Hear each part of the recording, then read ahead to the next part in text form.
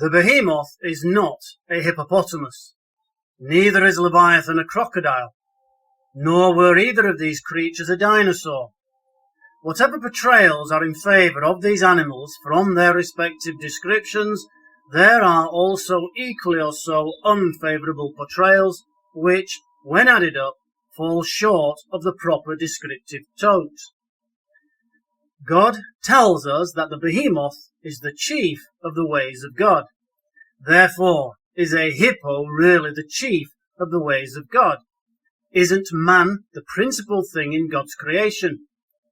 What is the hippo that spends its time away from our eyes that we might consider him a spectacle?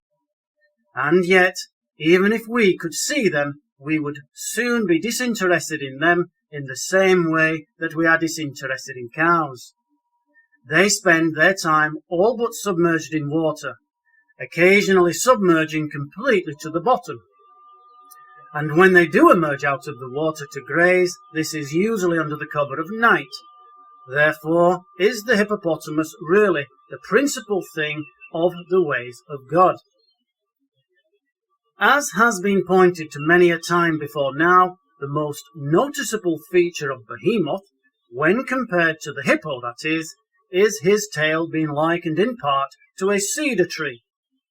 Cedar trees are quite big and impressive, whereas a hippo's tail is quite unremarkable, being but slim and lacking in any notable power.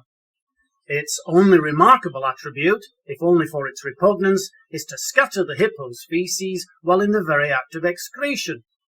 Behemoth's tail, on the other hand, being sturdy and immensely disruptive, is an equally valued constituent along with Behemoth's other formidable features.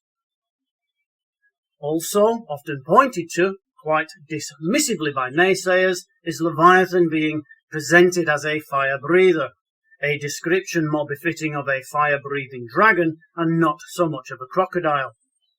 But some have merited this to hyperbole, in that on some occasions of climatic conditions, vapours, like smoke, emanate from the nostrils of the crocodile, or from his mouth when he gapes.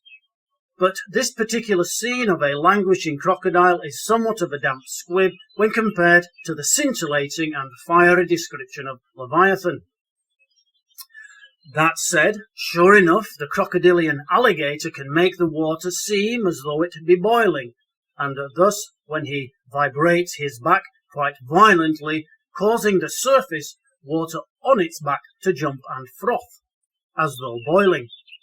However, the text states that Leviathan makes the deep water to boil, suggesting from depth, even great depth. This is quite the shallow performance from within crocodilia when compared to the profound ebullient disturbances of Leviathan.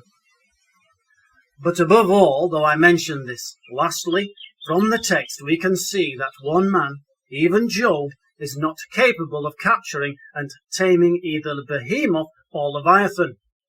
But one man can catch a hippo or a croc, and have done habitually in times past. Men typically caught and slew hippos and crocs back in Job's day and in his part of the world. And one man today could completely set a trap and leave bait in order to ensnare and then impale either of these creatures. And as for taming, well, man can tame any creature, and has done to some degree or other. And they can be observed in homes as pets, on farms and ranches towards foodstuffs, or in circuses and zoos respecting the more savage. And one man can, by some means or another, make any creature his tractable animal. But God tells us that nobody can make Leviathan his tractable creature.